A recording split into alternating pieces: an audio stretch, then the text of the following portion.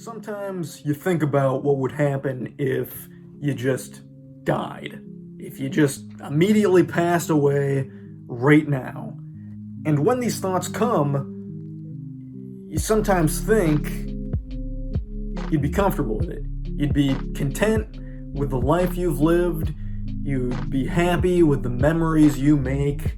And though you don't know what lies on the other side of death, you look at this life and you think you've lived a good life.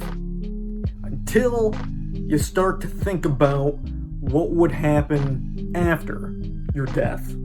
You look at your experience and you think about your own experience ending, but then you think about the trailing end of that experience. You think about the final credits.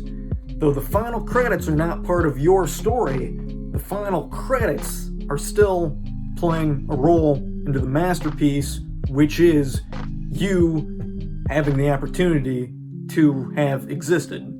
So when we enter a near-death experience, these ideas begin to come into play. The reality sets in that these machines that are the physical body is deteriorating. And in the moment of a near-death experience, what we're primarily thinking about is just maintaining the vessel, maintaining the machine, making sure it's oiled up as best as we can handle it, making sure we can just try to pump it out to see how far it can go. But when we reach exhaustion of trying to maintain the machine, we begin to have some thoughts about what would happen if the machine that is ourselves would deteriorate. We think about the current position we're in, and we think about how our entire lives has led to this position. This is why when people pass, there's often a recollection of seeing their life flash before their eyes.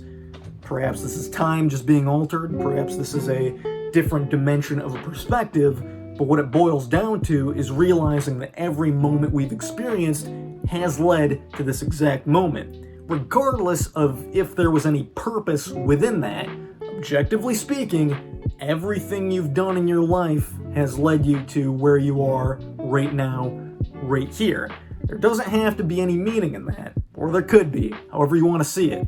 No matter what, when we think about how everything we've done has led us to right here, we begin to think about the projection of that, the forecast of that. We think, well, where could I go if I continue living? What am I doing right now that would be leading me into a future event? What is the future event I am currently setting myself up for? We also begin to think about the people along the way as well, and we wonder, when I'm gone, what's going to happen to the people closest to me? And we realize we won't know, we can't know. We don't know where we'll be on the other side, but we know we won't be right here with these people in this storyline. There's a saying people say that goes along the lines of, whoa, what kind of timeline are we living in? No matter who you are or when you've existed, you've lived through a timeline. Timelines can overlap, timelines can coincide, but you get one timeline. And of course, we're conceited about death. We have never experienced not being conscious. So it leads us to believe that what is on the other side is a continuation of consciousness. And it could very well be. But often when we think of the afterlife or what's on the other side, we still think in terms of the ego. A sobering thought is realizing that the ego doesn't exist forever. Your soul may live on, your consciousness may live on, but how you exist in your current body, it's gonna end. No matter what, it's going to end at some point. And we have a hard time fathoming that. We have a hard time fathoming that the body isn't going to exist forever, and our name isn't going to exist forever. First, middle, and last name, they're all going to fade away. You get one shot. Your body, it's going to deteriorate. You get one shot. And we have a hard time realizing that. We see somebody's corpse at a funeral, and we think of that corpse as them. But it's not really them. We think of that person's name as existing elsewhere. But that name is not existing elsewhere. This is not to prove or disprove there is an afterlife or something beyond death. This is not to prove or disprove there is no such thing as reincarnation. This is not to prove or disprove nothing happens after death. The point of this is the ego is temporary. And we often think of the self as being the body or the full name, but that is not the self either. So when we have the thought of what would happen if we just immediately died right now, we can look at our own storyline, and we can see that however we want. Many of us don't think about the ending credits of that storyline. The ending credits that are existing in a multitude of other storylines observing your ending credits.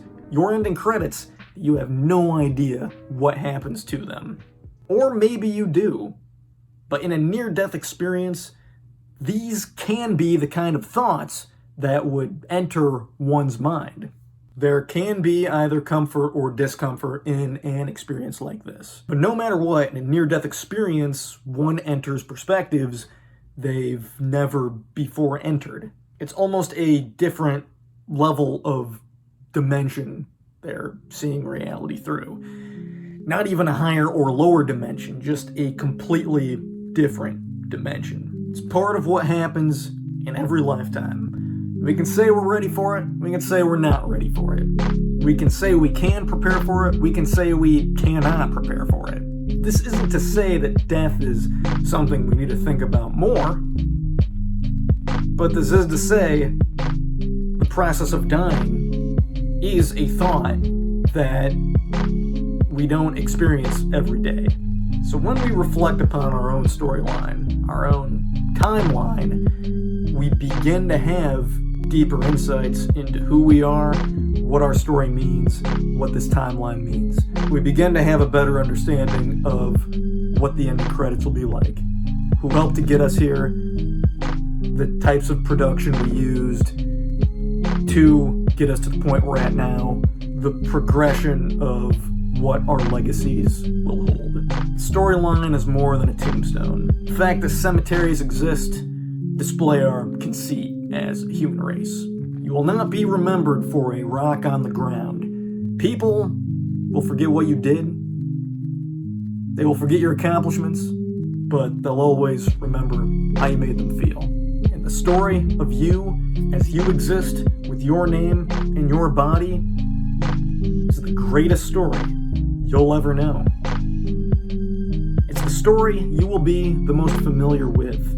It is the story that you experienced by yourself at the beginning, and it is the story that you will experience by yourself at the very end. When we think about beginnings, we think about conclusions. And when we think about conclusions, we think about beginnings. And what is in between is an adventure. And when we have thoughts like these, we begin to have greater understandings and appreciations.